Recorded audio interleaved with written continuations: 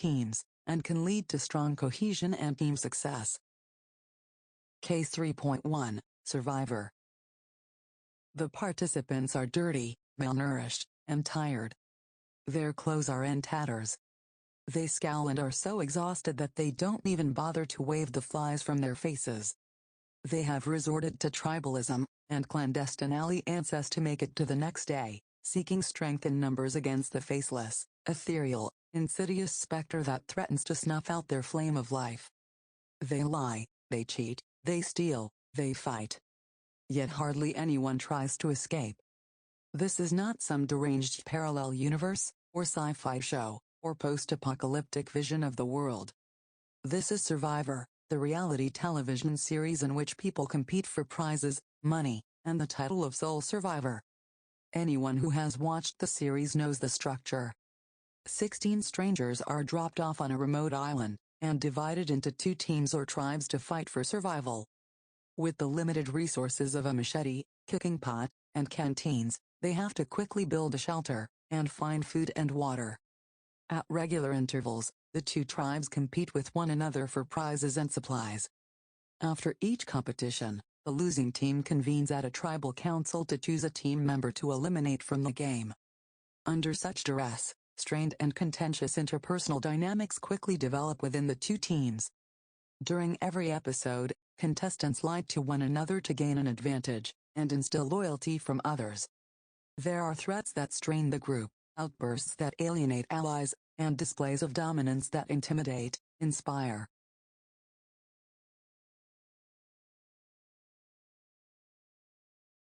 Working in teams.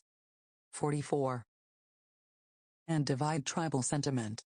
One fascinating aspect of the show is when a person is voted off, the host snuffs out the player's flame or torch, and dramatically states, "The tribe has spoken.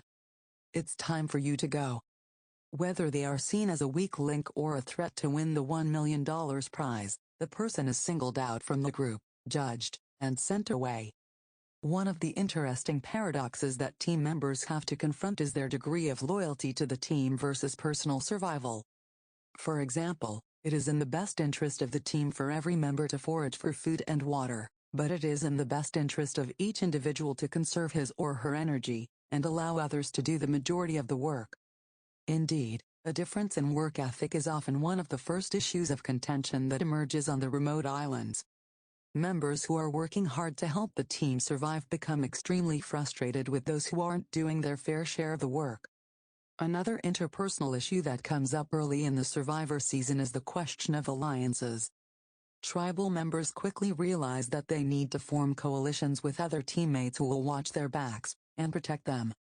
Subgroups strategize and work together to get to the final stages of the game when they will ultimately compete against one another.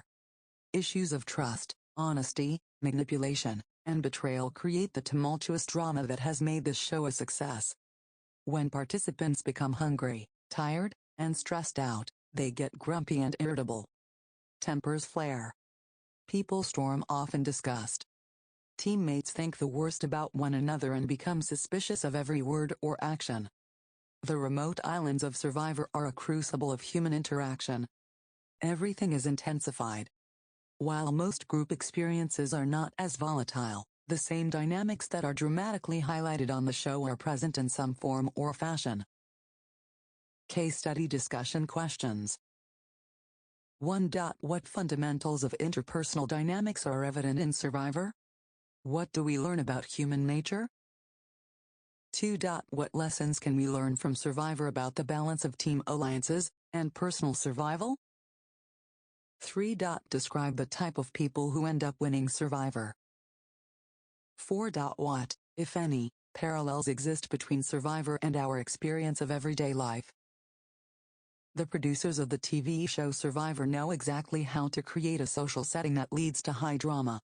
The structure of reality shows such as The Real World and The Bachelor/Bachelorette create interpersonal dynamics that are extreme and evocative. Yet viewing statistics prove that these shows are clearly popular and entertaining to many despite their exaggerated storylines. Viewers are captivated by the interpersonal dynamics among contestants who are trying to capitalize on the basic need of human beings both to fit in and stand out. We all want to fit in and be part of the group. Getting along with others, and forging alliances is the key to survival, if not success, in many of these shows. But contestants also want to be special and have a unique place within the group. They want to be the sole survivor. They want to stay in the real-world house and parlay their fame into future success. They want to get a rose, and possibly find the love of their lives.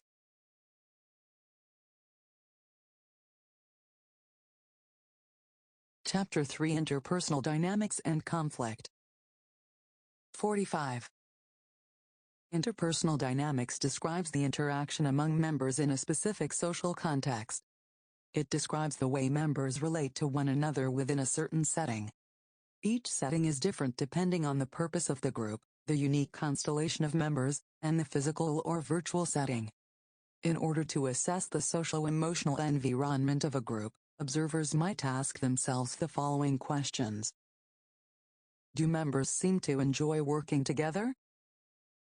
What do members do when they enter and exit meetings? Is there an atmosphere of lightheartedness and laughter in the meetings?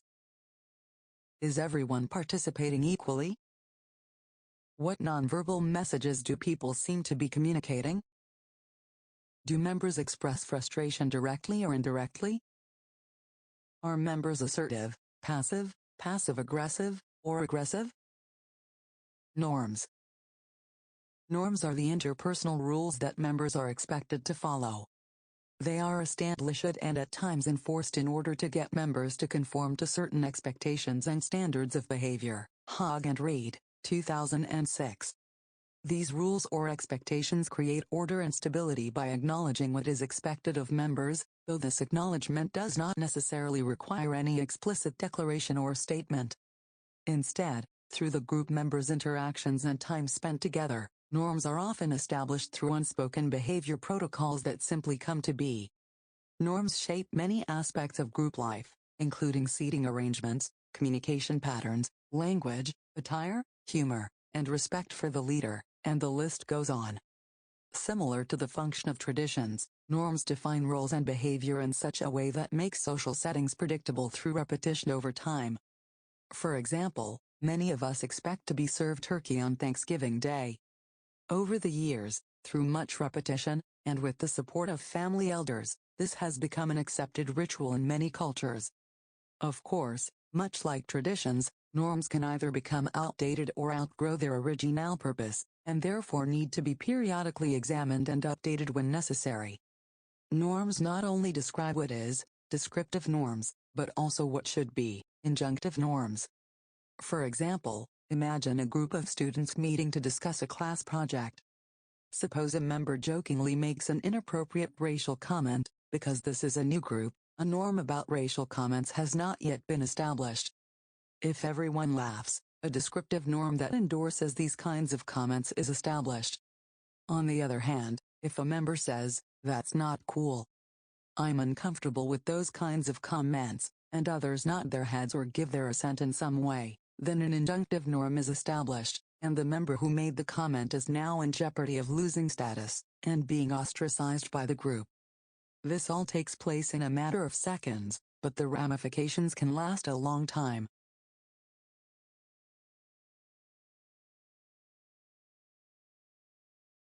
Working in teams.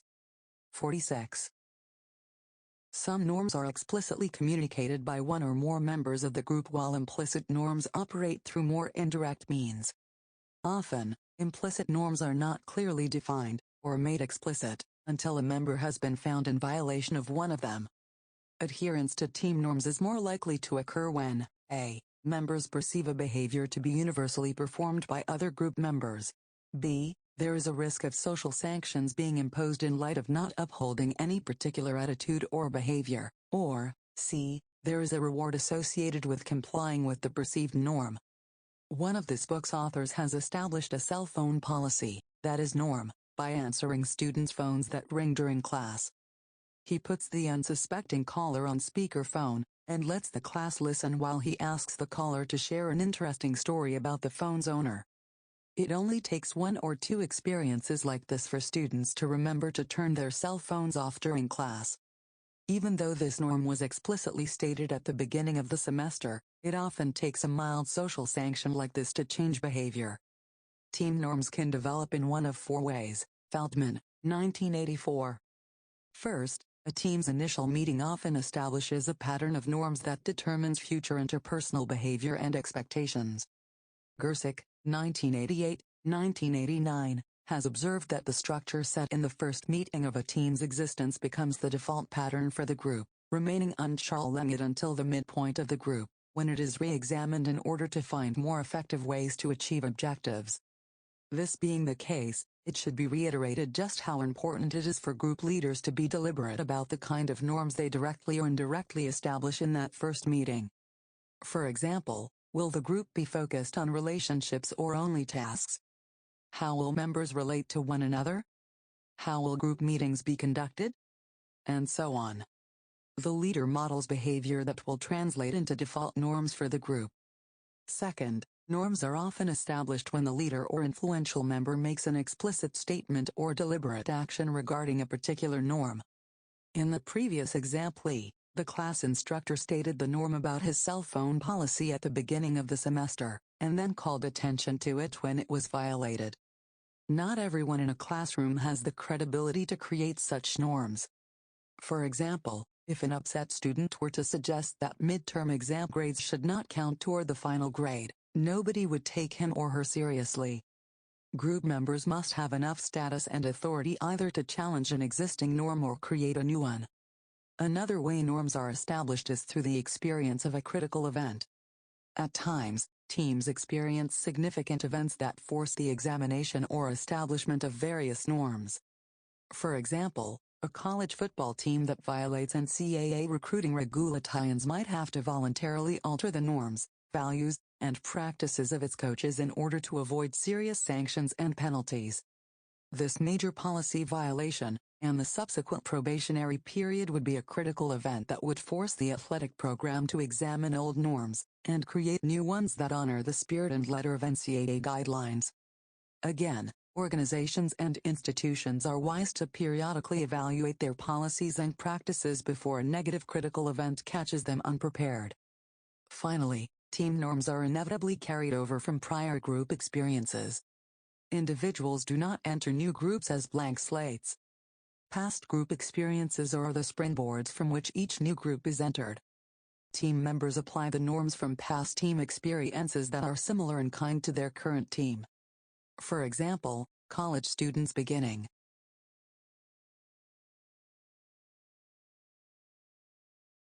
Chapter 3 Interpersonal Dynamics and Conflict. 47. A new class at the beginning of the semester will have 12+ years of prior educational experiences from which to draw in order to know both what to expect in class, and what is expected of them. These prior experiences will serve as the basis for understanding the new class environment until new norms are identified. Source of group norms. Initial group patterns. Explicit behavior or statements. Critical events. Past group experiences. Hackman, 2002, argues that two specific group norms are necessary for maximum group functioning: ongoing self-evaluation and ethical standards of behavior. Effective groups are, first, proactive and self-critical as they develop project management and problem-solving strategies. Postmus, Spears, and Sahamier, 2001. They continually scan the environment to determine the best course of action for any given situation. These groups are also willing to discard outdated or poorly conceived strategies that are no longer effective. This norm is important in combating the general human tendency to respond to problems and demands with automatic and habitual responses. Cannon and Witherspoon, 2005. Groups and organizations have a tendency to take a strategy or solution that worked in the past and apply it to new situations until it becomes an unquestioned operating procedure that may be less than optimal. This practice, clearly, is not productive. The second norm that Hackman sees as crucial for effective group performance is the commitment to ethical guidelines and operational responsibility. Groups exist within organizational contexts that have rules about proper behavior. When challenges and pressures confront a group, the group must act ethically and responsibly according to organizational guidelines and general ethical principles such as honesty and integrity.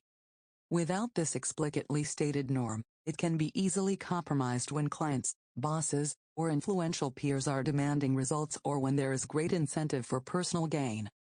Hackman acknowledges that secondary norms involving issues such as punctuality and conflict can help groups function more efficiently but must be determined by the members of each individual group. The next section presents a model of interpersonal styles that describes how people relate to one another and why there might be potential difficulties. Social styles. Group members express themselves in a multitude of ways ranging from productive to destructive. As social creatures living in social contexts, people naturally develop interpersonal strategies that become established patterns of social behavior. The characteristics of these interpersonal strategies can then be categorized into various styles of verbal and nonverbal interaction. The social style of individuals can be determined by identifying interpersonal characteristics along two continuums, degree of assertiveness and degree of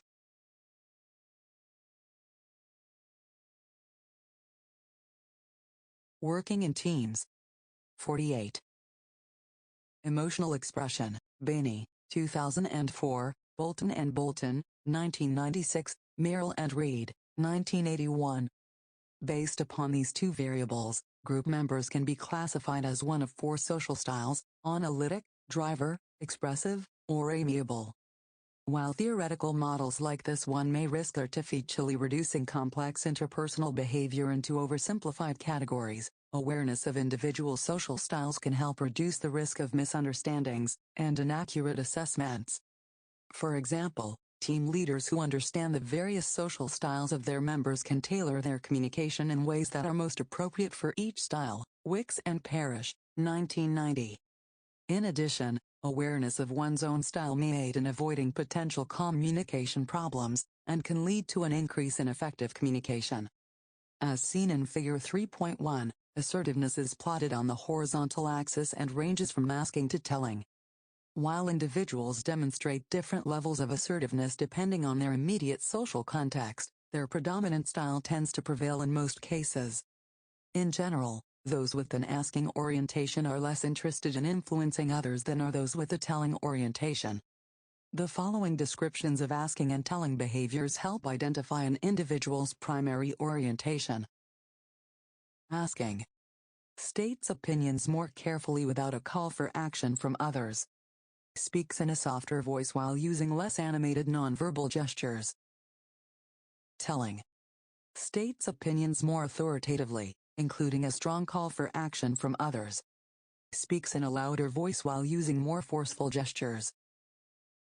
Figure 3.1 Social Styles. Analytic. Industrious, systematic, persistent, detail-oriented, serious, precise, thinking-oriented, strong need to be right. Objective, determined, efficient, independent, pragmatic, decisive, action-oriented, strong need for results. Imaginative, stimulating, fun-loving, enthusiastic, spontaneous, strong need for social recognition.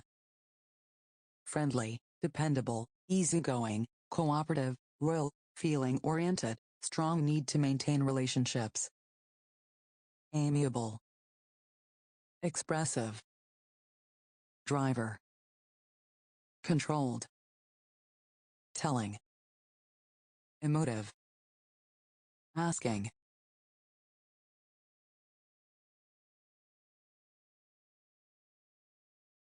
Chapter 3 Interpersonal Dynamics and Conflict. 49. Next, the expression of emotion is plotted on the vertical axis and ranges from controlled to emotive. Someone with a controlled posture expresses very little emotion, whereas an emotive person expresses a significant amount of emotion and energy. Controlled. Prefers facts and details to feelings. Limits small talk, and typically speaks with a limited range of vocal inflection and facial expression. Emotive. Enjoys stories, jokes, small talk, and the expression of feelings. speaks with more animated vocal inflection and facial expression. Based upon these two variables, individuals can be classified as a driver, expressive, amiable, or analytic. While people are complex and do not necessarily fit into discrete categories, this framework is still helpful. It can give us a better understanding of how people relate to one another in general and how they prefer to communicate. Group members who have identical social styles have the easiest time communicating with one another. Those with adjacent styles, quadrants that are touching each other, have a number of characteristics in common and will also have a relatively easy time working together. For example, an expressive will have an easier time communicating with another expressive than with a driver. However, those with diagonally opposite styles, amiable driver and analytic expressive, tend to have the most difficulty communicating with each other due to the incongruence in their styles. Different social styles have preferred ways of communicating with others, and those differences can create interpersonal problems. A developmental goal of this model is to develop interpersonal versatility.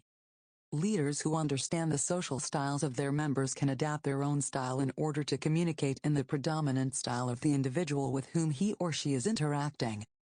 For example, an expressive leader may take on a more task-oriented focus in order to engage those with an analytic style. Learning about one's own style, and being able to identify the styles of others is one factor contributing to the flexibility necessary for communicating most effectively with others.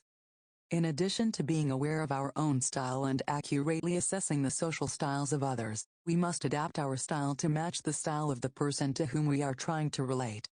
As a general rule, the driver and expressive styles need to improve their listening skills and use more probing questions and paraphrasing to draw out the opinions of others.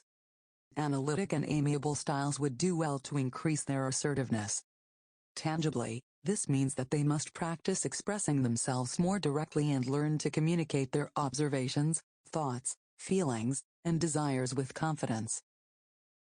Interpersonal Circumplax. As previously stated, differences in social styles can contribute to interpersonal problems on teams. The Interpersonal Circumplax model, Birchnell, 1993, is similar to the social.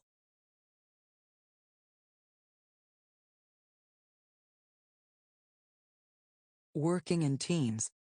50.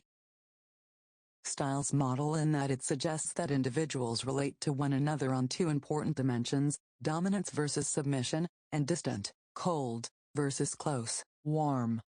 The dominance versus submission dimension describes the degree of assertiveness an individual exerts in interpersonal communication and posturing, making it similar to the horizontal assertiveness dimension of the social styles model. The distant versus close axis, similar to the emotionality component of the social styles model, is a measure of sociability and friendliness.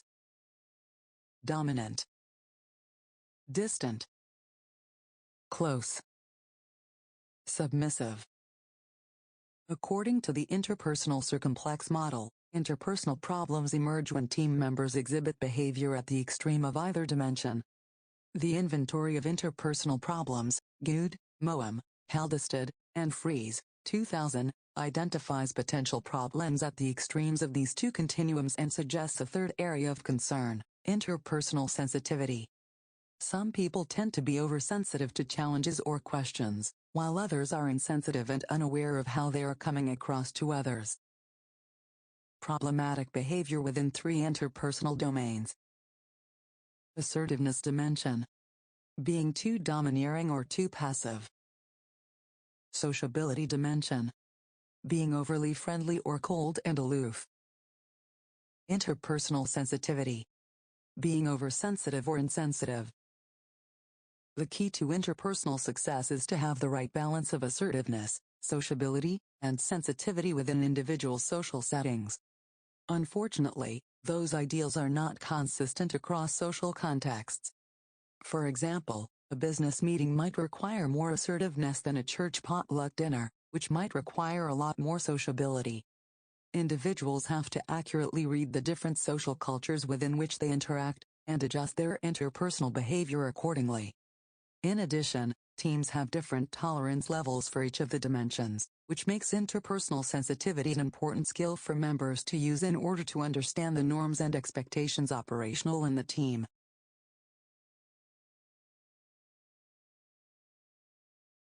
Chapter 3: Interpersonal Dynamics and Conflict. 51. Leaders and members alike can check their own behaviors and reactions to others against these dimensions in order better to understand what might be causing interpersonal difficulties. Of course, this requires self-awareness, interpersonal sensitivity, and tenacious honesty. We tend to place blame on others without considering how we might be contributing to the problem. Interpersonal tensions are often unavoidable, but the way members deal with them will determine whether or not they hinder team performance. Conflicts and personality clashes can make group experiences quite uncomfortable.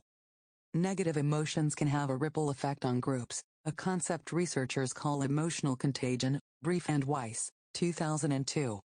For example, Barsade, 2002, tested the impact of emotions on groups by randomly assigning 94 business school undergraduates to 29 groups.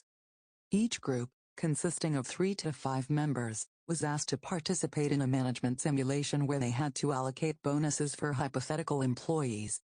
Each person in the group was acting as a manager in the simulation, and had to advocate for his or her own employee. In addition, they were told that if they could not come to agreement within a certain amount of time, nobody would receive a bonus. This type of simulation creates a stressful group experience that often generates rich dynamics for research purposes. To complicate matters even further, there was a confederate or conspirator in each group secretly demonstrating a certain emotional state. Barsade, 2002, instructed confederates to exhibit one of 4 emotional states: cheerful enthusiasm, hostile irritability, serene warmth, or depressed sluggishness, as shown below. Each of the group sessions was videotaped and viewed by outside reviewers. Observers and group members alike confirmed the hypothesis that the positive emotions of a group member positively affected the emotional state of other members. Similarly, the negative emotions of the confederate created negative feelings in others. Furthermore, positive contagion affected group performance, leading to higher levels of cooperativeness, ability to resolve conflict, and perceptions of task performance. Members influence one another in significant ways. Interpersonal dynamics can create either positive or negative social-emotional environment that impacts both team. High pleasantness, low pleasantness, high energy, cheerful enthusiasm, pleasant, happy, warm, and optimistic in an energetic, active, and alert way, cheerful and enthusiastic. Hostile irritability, actively and energetically unpleasant and pessimistic, behaves with hostility, frustration, impatience, anxiety, and irritability. Low energy, serene warmth, happy and optimistic but in a calm, low energy way, emits warmth, serenity, and a pleasant calmness. Depressed sluggishness, unpleasant and unhappy in a low energy way, behaves in a depressed, sluggish, dull, and lethargic manner. Table 3.1 Types of emotions in teams.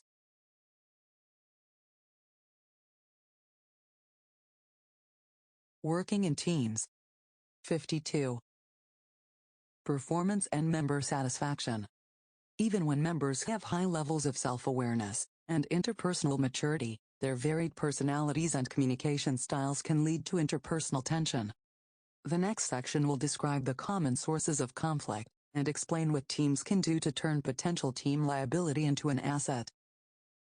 Conflict. According to Forsyth, 2010, conflict is disagreement, discord, and friction that occur when the actions or beliefs of one or more members of the group are unacceptable to and resisted by one or more of the other group members. Page 380. Ch3 and Weingart, 2003, define conflict as the tension between team members because of real or perceived differences. Page 741. Conflict is an inescapable part of working on a team. Anytime individuals work together, tensions can emerge as a result of different personalities, work habits, social styles, and the stress of operating under time pressures. Conflict can be caused by any number of issues, including misunderstandings, premature conclusions, innocent mistakes, or extenuating circumstances beyond the control of the team. Conflict can emerge from something as simple as a sarcastic comment directed toward a member who arrives late to a meeting or a difference of opinion over the color of the background on a PowerPoint presentation slide. It could stem from a struggle over the direction of the group, the breakdown of roles, the time, organization, and frequency of meetings, or any number of smaller details that people prioritize differently and for which they have different visions. The good news is that conflict can be managed. It can even bring out the best in teams, depending on whether or not members see it as an opportunity for team development. Many people think of conflict as bad, counterproductive, and even destructive. However, conflict is an important step in group development and team performance. Bethar, Mannix, Peterson, and Trochim, 2011. Skilled leaders and mature members who know how to recognize, address, and diffuse conflict can manage it before it becomes destructive. The storming stage of group development described in Chapter 1 is often when conflict begins to emerge. As groups struggle to find the best way to work together, differences are likely to occur. The extent to which conflict becomes a positive force, capable of contributing to productivity, creativity, and collaboration, depends upon the ability of members to communicate effectively, consider new perspectives, exercise patience, and not take things personally.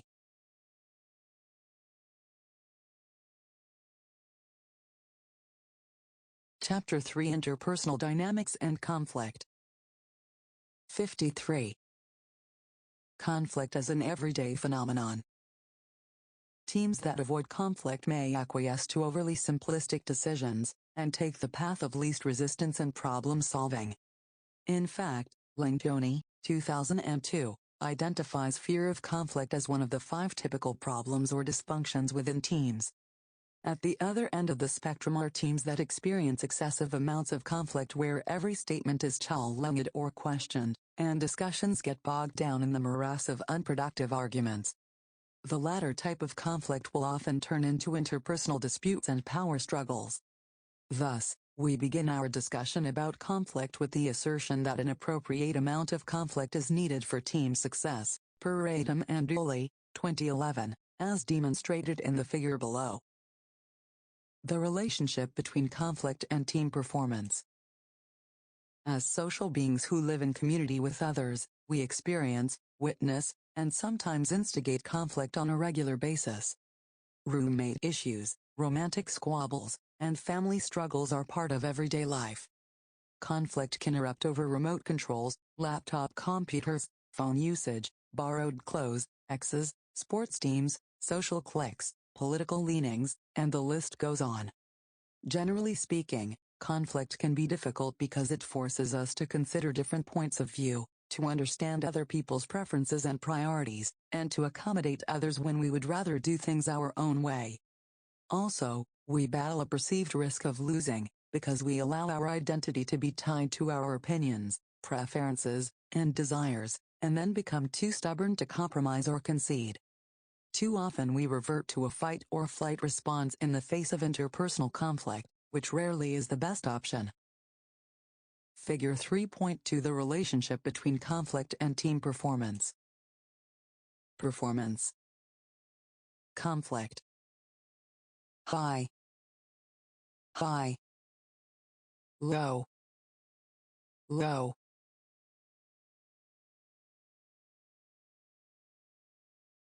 Working in teams. 54. Once we are willing to view conflict as a common occurrence, it loses some of its gravity and can be approached from a pragmatic, less emotional perspective. Rather than thinking of it as a problem, or as a symptom of some bigger dysfunction, team members can view conflict as something akin to a growing pain, perhaps a bit uncomfortable, but holding the promise of development, and creating just the right amount of creative friction to improve team performance. Levels of conflict. Conflicts, or differences among members, can emerge from any number of sources. Forsyth, 2010, has identified 4 specific areas from which conflict can emerge. The easiest conflicts to resolve are those involving a dispute over facts or data. In those cases, there is empirical evidence that can be examined in order to help resolve the disagreement. Differences of opinion regarding how teams should accomplish their tasks or how they define the purpose of the group are a bit more difficult to resolve. Ultimately, conflict that involve differences in values or beliefs are the most difficult to resolve because people are less likely to compromise their core values. Forsyth describes these potential sources of conflict as levels of conflict, explained below. Level 1. Facts or data. Level 1 conflict involves conflict about facts or data. For example, either the attendee was late or wasn't late, either it's raining outside or it's sunny, either the experiment resulted in a statistically significant difference or it didn't. Arguments can occur, though, when members don't have all the data, or they interpret the data they do have in different ways. But at least members have a starting place from which to begin a conversation, that is the data, in order to attempt to reconcile their differences. Level 2. Processes or methods. Level 2 conflict occurs when group members disagree about how something should be done. As groups work on various tasks, how they do it can become a source of tension. By defining ground rules, policies, and expectations, teams can deal with potential differences in an open and transparent way. This set of standard operating principles, along with the detailed project plan, can minimize misunderstandings and establish mutual accountability. For example, teams can agree upon ground rules, such as the ones listed below, to guide their interaction and minimize unnecessary conflict. Sample ground rules. 1. Be on time for meetings. 2. Put cell phones and unneeded laptops away. 3. Take risks by sharing true thoughts and innovative ideas. 4. Participate freely and fully. 5. Appreciate other points of view even if you disagree. 6. Have fun. Level 3. Goals or purpose. Moving from how to why becomes a bit more complicated. Why are we here? Why are we working on this? What is the ultimate objective of our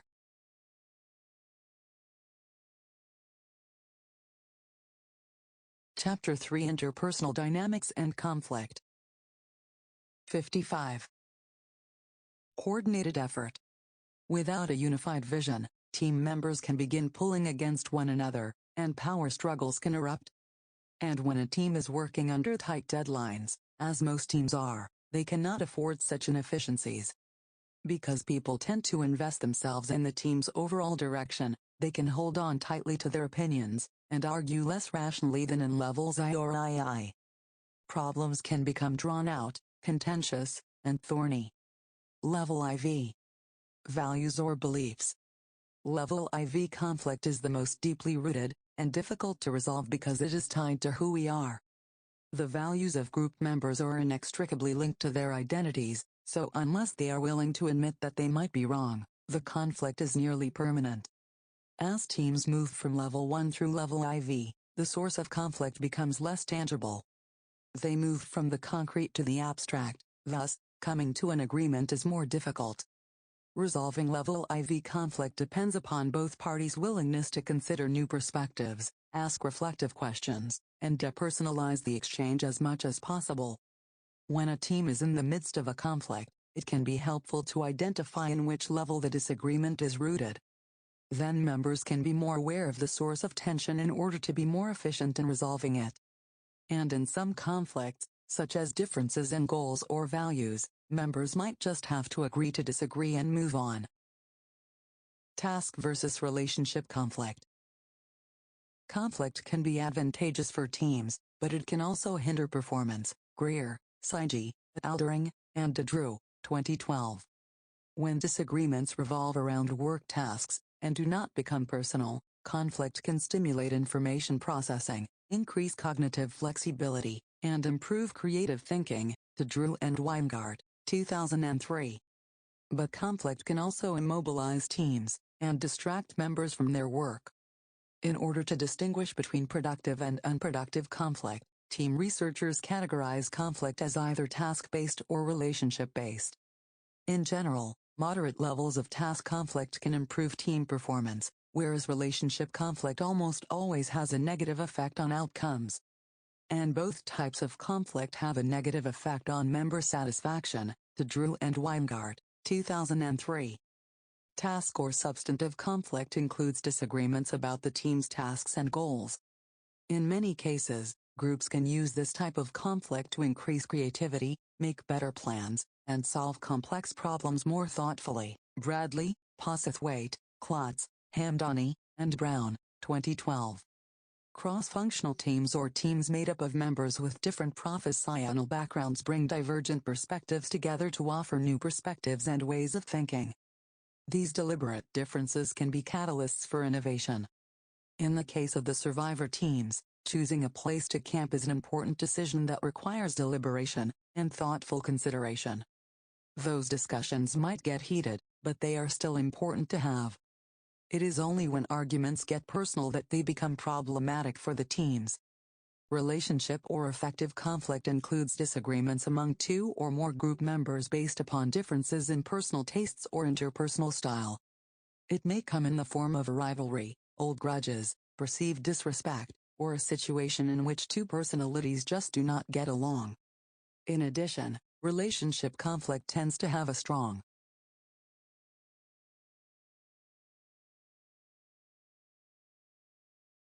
working in teams. 56. Emotional or affective component.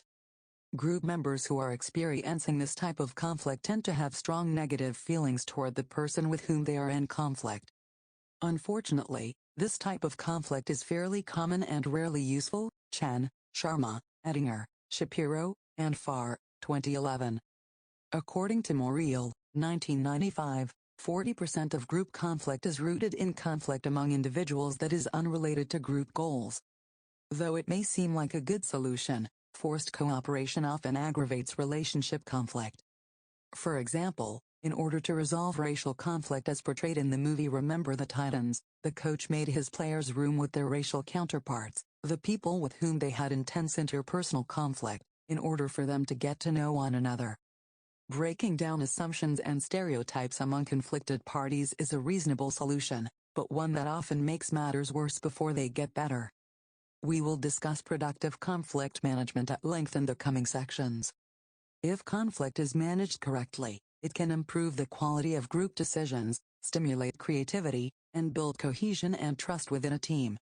Conflict can be positive, but only insofar as it is appropriately addressed and managed.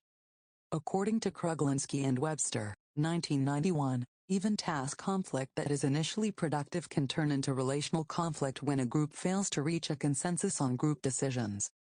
Members can respond negatively to individuals who challenge the status quo, and slow down the process too much. Another way task conflict can turn relational is when members are oversensitive and take things too personally when they are challenged or disagreed with. Each person has a different way of responding to conflict. This can impact whether team conflict is productive or problematic, as described in the next section.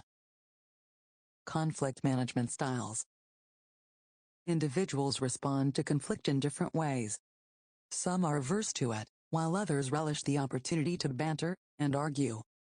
Kilman and Thomas, 1977, created a conflict styles model that builds upon the work of Blake and Mouton's, 1961, managerial grid presented in Chapter 4, on leadership.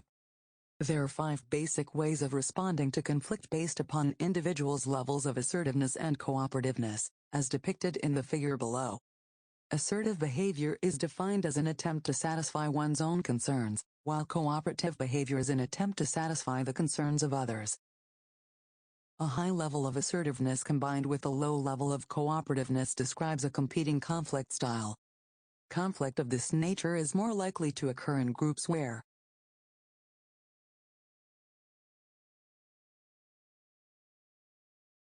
Chapter 3 Interpersonal Dynamics and Conflict. 57. Resources are scarce, as seen in the television show Survivor. People regress to deceptive and aggressive tendencies in competitive situations where there is perceived to be a clear winner and a loser. These social contexts create a zero-sum game in which assertiveness outweighs cooperativeness. When people perceive that another person's success constitutes their own failure, a hostile environment ensues. A low level of assertiveness combined with a low level of cooperativeness generates an avoiding conflict style. People with this style tend to be disengaged and try to avoid conflict at all costs. For various reasons, conflict is an extremely uncomfortable experience that takes a heavy emotional toll. Yet, when individuals and groups avoid interpersonal tension and strong differences of opinion among members, issues are not addressed, and problems go unresolved. Team members who have a low level of assertiveness and a high level of cooperativeness have an accommodating conflict style. They are quick to give in to others, and do what the group wants in order to keep the peace. Often seen as ideal team players because of their pleasant personalities, they are reluctant to share their own ideas for fear of confrontation and challenge. They also have a difficult time communicating their frustrations directly. Competing is not necessarily bad, and accommodating is not necessarily good.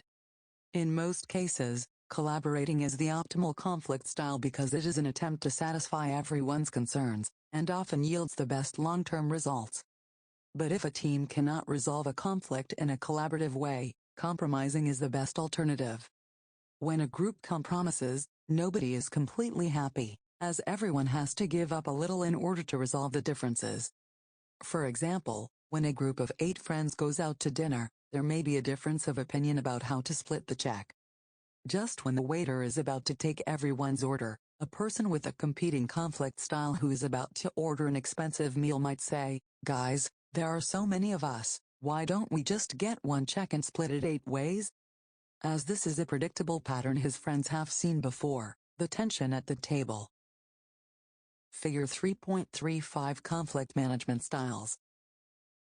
Competing, collaborative, accommodating, avoiding, low, uncooperative, high, assertive, assertiveness, cooperativeness, low, unassertive, high, cooperative, compromising.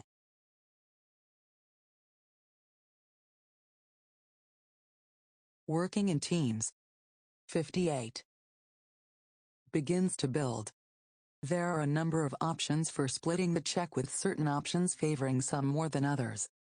Here are some possible ways to make the decision. Equity method, contribution-based distribution in which each person is responsible for what he or she has ordered. Equality method, blind justice in which everyone pays 1/8 of the tab. Power method, to the victor go the spoils in which the dominant person gets to decide. Need method, welfare-based justice in which the tab is settled based on ability to pay. Responsibility method, Robin Hood justice in which the money is taken from the richest person and given to the neediest.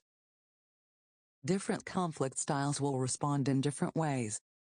Someone with an accommodating style will be quick to agree with the equality method even though he or she was not going to order much food. Someone with an avoiding style is not going to say anything in hopes that the tension will pass, while someone with a collaborative style wants to put all the options on the table and evaluate them. How members address the tension depends upon their level of assertiveness and desire to cooperate. If nothing is done, and the group accepts the initial suggestion to split the check 8 ways, people might get frustrated and relationships may become strained. Addressing the conflict and coming to a reasonable resolution is a much better option. Negotiation and conflict resolution. Conflict travels a natural course from confrontation. Conflict comes to existence, escalation, it grows in intensity, and resolution, a tolerable outcome for the parties is reached. In their seminal work, Getting to Yes, Negotiating Agreement Without Giving In, Fisher, Urey, and Patton, 1991, of the Harvard Negotiation Project designed an interest-based approach to resolving conflict in a collaborative way. They based their work on 4 principles. 1. Separate the people from the problem. 2. Focus on interests, not on positions. 3. Invent options for mutual gain. 4. Insist on objective criteria. Separate the people from the problem. As noted earlier, task conflict can easily become personal. In the midst of an intense discussion about a critical team decision, members can get angry and frustrated with one another. The first step in resolving the conflict is for members to separate the people with whom.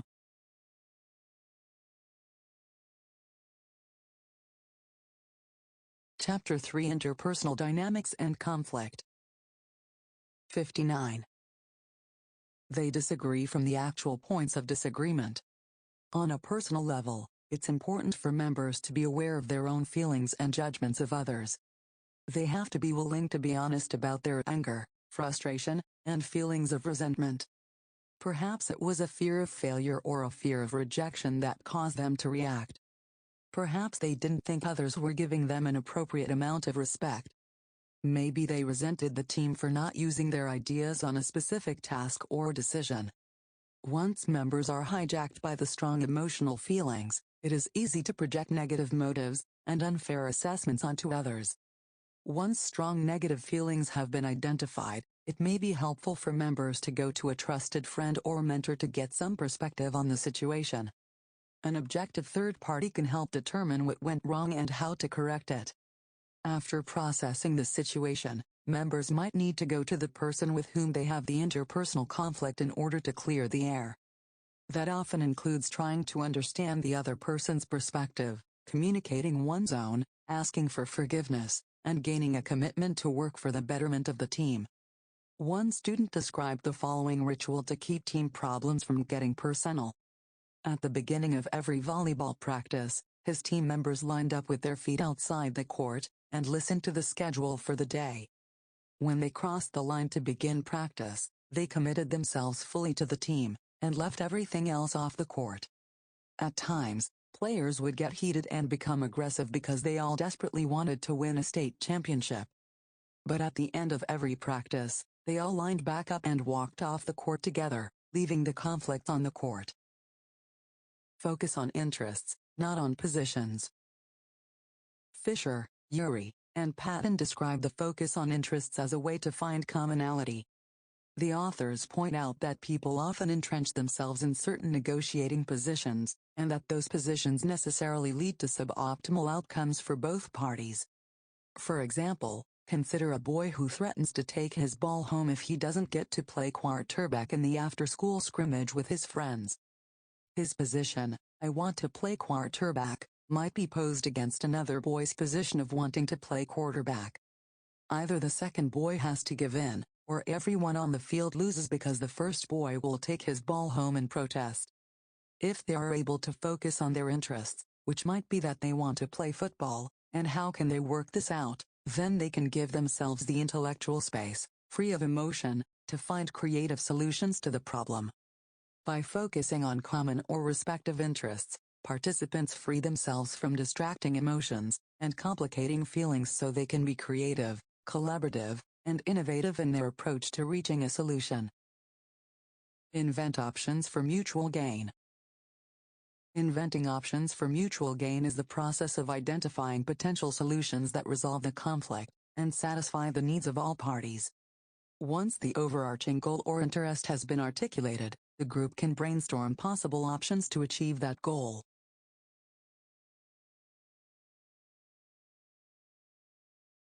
Working in teams.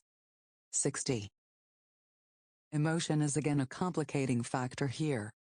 Unless negotiators first separate the people from the problem, and then focus on interests rather than positions, they will have difficulty inventing options for mutual gain. As described in the previous example, the two boys squabbling over who gets to be quarterback can come up with a number of mutually beneficial and acceptable options. Perhaps the boys could take turns every other player on every other possession. Perhaps they could play a series of short games that would allow a number of people to play quarterback.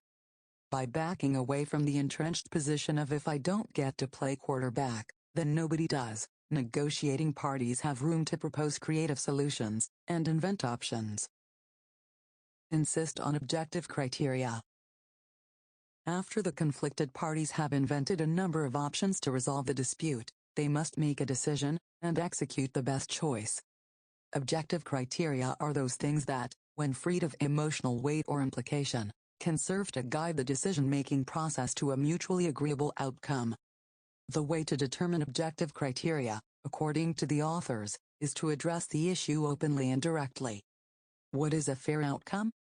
What is the best way to achieve our interests and objectives? Are there data available to support various options? In order to find the best solution to any given conflict or problem, members need to agree on the facts of the issue, and then have an objective framework for making decisions. Chapter 7, on decision-making, will discuss these frameworks in detail. These 4 criteria offer a template for negotiation and conflict resolution across many social contexts.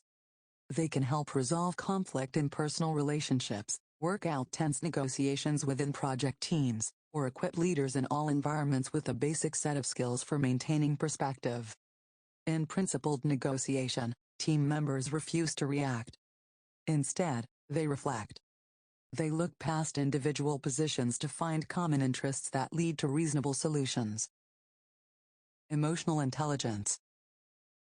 One of the main influences on the interpersonal dynamics of a team is the emotional and social maturity of the leader and team members. In the last few decades, a number of social psychologists have emphasized the importance of emotional and social intelligence and its relationship to interpersonal dynamics and team effectiveness. Gosh, Ch3, and Petrosko, 2012. Upon returning to his class reunion at Harvard University, Dan Goleman, 1995, noticed that the most successful graduates had an interesting combination of emotional maturity and social savvy. After collecting and analyzing data to test his hypotheses, he soon created a model for emotional intelligence. In a subsequent book, Ch3 and Goleman, 2001, describe the personal and interpersonal competencies that are strong predictors of personal and professional success. As seen in the following table, their findings suggest that the most effective team members are able to recognize and regulate emotions in themselves and others.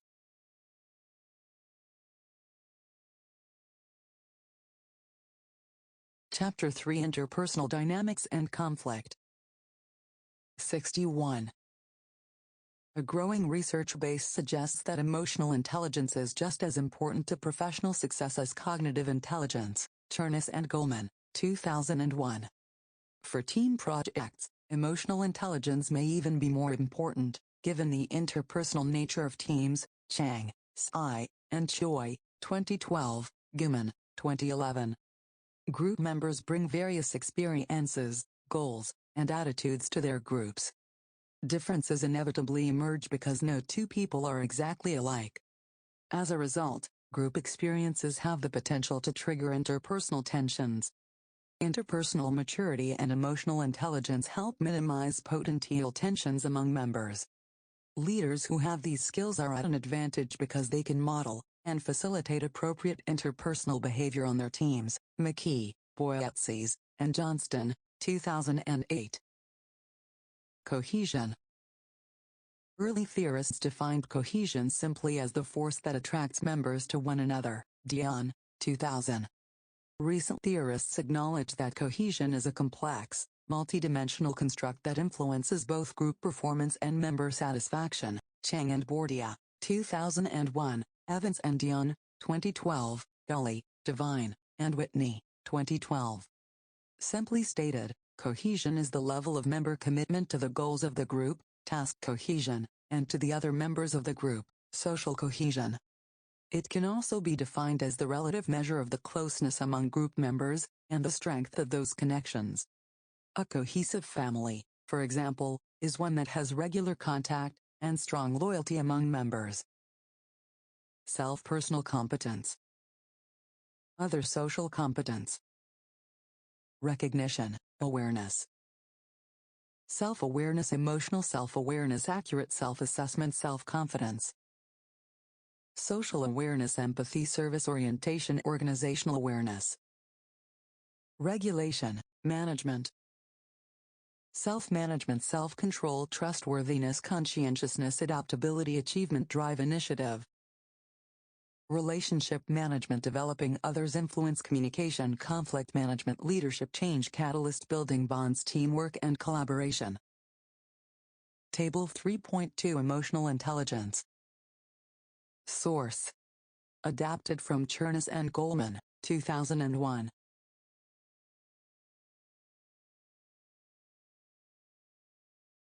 Working in teams. 62. In cohesive groups, members are highly motivated to achieve their collective goals and, at the same time, have a great deal of respect and concern for one another. Cohesion acts as a lever to strengthen teams and propel them toward greater adherence and commitment to group norms. Cohen and Bailey, 1997. Military organizations have long known the importance of cohesion. Soldiers certainly fight for their countries, but perhaps more important, they fight for one another. Henderson, 1985. The importance of unit cohesion is introduced in boot camp and reinforced in subsequent training in order to prepare members for actual combat, where cohesion can be a matter of life or death. Creating cohesion or building team spirit requires deliberate attention. Groups that are primarily task-oriented may neglect this important aspect of their work. Allowing members to participate in defining the goals and structure of their group will help create both cohesion and commitment. The following suggestions can also help create cohesion. Information sharing. Teams develop trust when members know one another. Provanova, 2013. Thus, members develop confidence in one another by acquiring background information and observing current behavior. Members can do this by providing information to the whole group or by sharing information in smaller pairs or subgroups, and then reporting back to the rest of the group. Cohesion is enhanced when members identify with one another in terms of similar experiences, backgrounds, ideas, or opinions. It is also built upon trust, which emerges when members feel valued and respected. Jenses, Rispens, Seegers, and Jen, 2012. Team identity. Cohesive groups move from a collection of individuals to a single entity with its own identity and unique characteristics. Simple activities like identifying a team name or constructing a vision for the group may help members see themselves as part of a greater whole. Not surprisingly, members of highly cohesive groups have the tendency to use more plural pronouns than personal pronouns when talking about themselves and their accomplishments, that is, we close the deal. Competition. Competition can be a strong catalyst in motivating members and helping them commit to a common task. Between-group competition is a well-known strategy in rallying the troops, building momentum, and stimulating group commitment. When teams are cohesive, they have the potential of achieving greater results and, at the same time, providing a more meaningful experience for members. This holds true for groups in general but especially for sports teams. Piscosolito and Saavedra, 2012. In an article written for Sports Illustrated, Chris Ballard, 2010, studied interpersonal behavior within professional sports teams.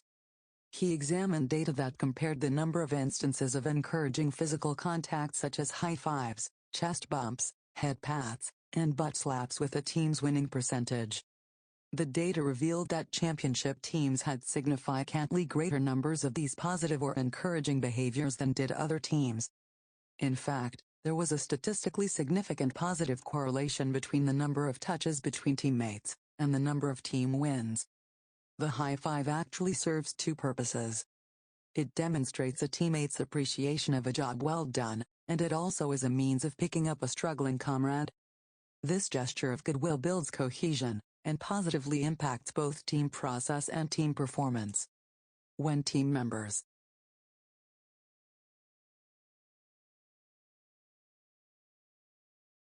Chapter 3 Interpersonal Dynamics and Conflict. 63. Encourage and support one another. They are not only more motivated, they also perform at a higher level. Huffmeyer and Hurdle, 2011. Leadership in action. Conflict is a normal part of group functioning. When people work together in teams, there are bound to be tensions, challenges, misunderstandings, miscommunications, and a whole host of pet peeves that get triggered. As described in this chapter, conflict has its origin in the differences among members, differences of expectation versus reality, of message sent versus message received, of implication versus inference, of varying work styles, social styles, and communication styles, of competing visions or understandings of an assignment, and so on. Whether the group is a team on a sports field, a team in a classroom, a team on a backpacking trip, or a team in a professional setting, these differences lead to conflict. In order to manage conflict productively, there are a few values that must be established early in the life of a group. This happens superficially during the forming stage, which is one reason why storming eventually happens. One way to help minimize the discomfort and duration of the storming stage is to encourage the team to discuss goals during the first meeting. Are some members working primarily for personal gain?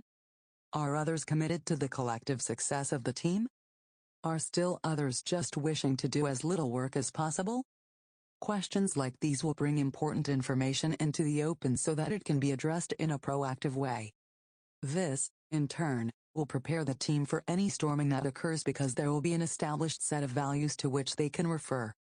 Without a shared value system, teams run the risk of drifting away from their purpose and compromising their potential. A next step in this process involves asking questions about work styles. Are there some people who are very concerned with everyone arriving on time? Are there some who have challenging schedules? Are there some who need a lot of structure, while others prefer to figure it out as they go? When it comes to scheduling, are there some who have unavoidable conflicts? As for structure, it may be helpful to suggest formal roles and responsibilities, for example logistics, note-taking, research-led, meeting facilitator, etc., to avoid ambiguity, social loafing, and the risk of overlooked details. These types of questions will help the team avoid unnecessary conflict down the road. As teams work together to accomplish a common objective, differences of opinion about how to get the work done are almost guaranteed. One of the roles of a leader is that of mediator. To do that, one can call upon the guidelines from Fisher, Urey, and Patton, 1991. First, separate the people from the problem. Then, focus on interests, not on positions. Third, invent options for mutual gain. And, finally, insist on objective criteria. These four characteristics of effective negotiation can help teams save time, energy, and relationships as they achieve results by limiting the potential damage of interpersonal conflict. You can separate the people from the problem by reminding yourself to focus on the data, and not on the actor. This is essentially depersonalizing the environment, and moving from an oppositional dynamic to at least a neutral one. When combined with active and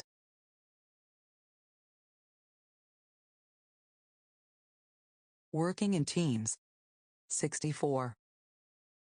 Reflective listening skills and I statements. You can isolate problems and deal with them objectively.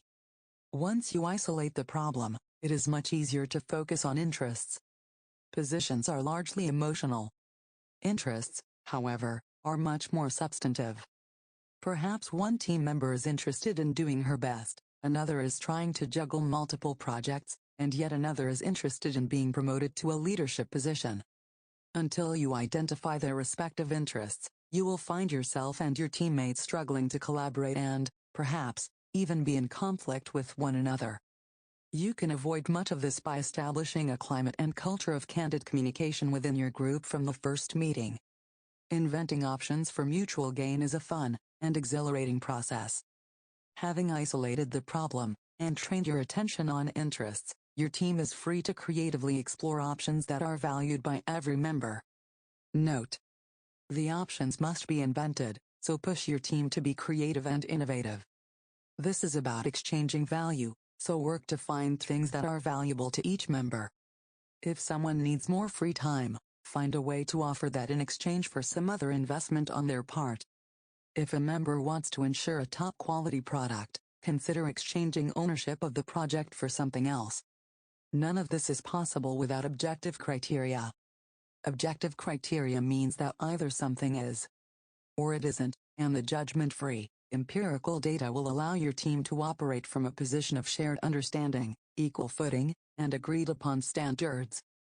To do this effectively, you'll have to define a common set of criteria to which everyone agrees and work diligently as a team to adhere to the standards. Interpersonal dynamics and conflict is more than just managing differences of style and opinion. Rather, a major portion of team leadership and interpersonal management has to do with building community, affiliation, and cohesion. Team-building efforts create an environment for members to establish common bonds based on shared interests, shared experiences, shared hardship, and a shared commitment to one another and to the team. Team performance can be improved by spending time together in various non-work activities. Perhaps the team could benefit from an afternoon of laser tag, paintball, or bowling, or by participating in a Habitat for Humanity building day, or by volunteering at a local homeless shelter. These common experiences and shared investments lay a foundation of trust, familiarity, and mutual concern.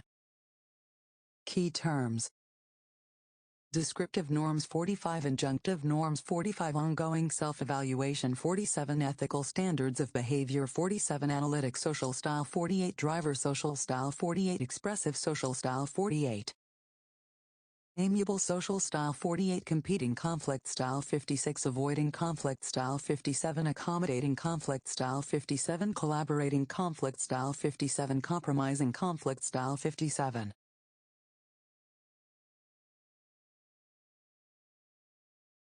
Chapter 3: Interpersonal Dynamics and Conflict. 65. Discussion questions. 1.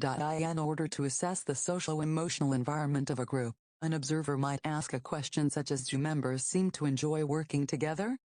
Name 2 more questions you might ask. 2. Explain the difference between descriptive norms and injunctive norms. Describe the 4 ways norms can develop. 3. Group members can be classified into one of 4 social styles. Name and describe each of the styles. 4. Describe the interpersonal circumplax and the 2 dimensions associated with it. 5. Describe the 6 types of interpersonal challenges identified by the inventory of interpersonal problems. 6. Sources of conflict can be found in any one of 4 distinct levels. Name and describe the levels, and give a personal example of each. 7. Name and describe the 5 conflict styles. Which is the most ideal, and why? 8. Explain how information sharing, group identity, and competition may help to facilitate group cohesion. Group activities. Exercise 3.1 Feeling the burn. The interpersonal dynamics among team members can be challenging, especially when deadlines loom, personalities clash, and tempers flare. This exercise is designed to study the effects of tension in a group setting, and to explore ways of coping with frustration. Every member of the class should receive 3 strips of paper, a marker, and a strip of masking tape. Each strip of paper will have one of the following prompts. I feel frustrated when my teammates. I show my frustration by. If my teammates were frustrated with me, I would feel. You are to write down your first response to each prompt without censoring your thoughts or minimizing your true feelings. After you've written your responses down, tape each of the strips in a public place such as a wall, whiteboard, or desk so everyone can see them. Please write your responses clearly so that classmates will be able to read them. Take a few minutes to read the responses that other people have posted.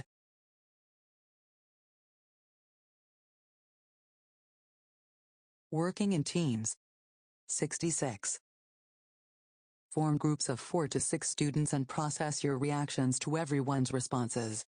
Come up with a list of the typical reasons why people become frustrated with one another and the best ways to deal with it. Exercise 3.2 Ideal team norms. Form groups of 4 and create a list of ideal team norms. In order to get a more comprehensive list, complete the following statement. I work best in teams when. Record your answers on the board. Rank order the list from norms that are easiest to follow to norms that are hardest to follow. Include a plan of what a team should do if a member violates one or more of the norms. In other words, how can a team enforce group norms? Case 3.2, Dissidents among the ranks. A project team member in one of your classes is not showing up for meetings, and doesn't pay attention when he does attend. Instead, when he shows up, he is texting and browsing on Facebook. However, He is very talented and would be a great asset to the team if he would earnestly engage. He is a charming, charismatic, and popular guy on campus who could be a great presenter for the final project that is due at the end of the semester. Already, though, people on your team are getting frustrated and talking behind his back about what a bad teammate he is. Finally, your teammate, April, is pushed to the breaking point during a team meeting, and slams her book down on the table, unleashing a tirade on him because he's not paying attention. April also rips him for coming late to meetings, and for not following through on a recent, key responsibility that will cost the project team valuable time. She tells him, "If you don't want to be here, we don't want you here. Why don't you just do us all a favor and drop the class?" As soon as she finishes, James, another one of your teammates, says, "Chill out, April. It's not that big a deal. Let's just get back to work." The rest of the team falls silent and clams up. You're the leader of this team. What would you do?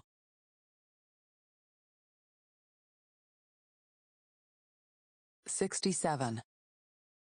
Chapter 4.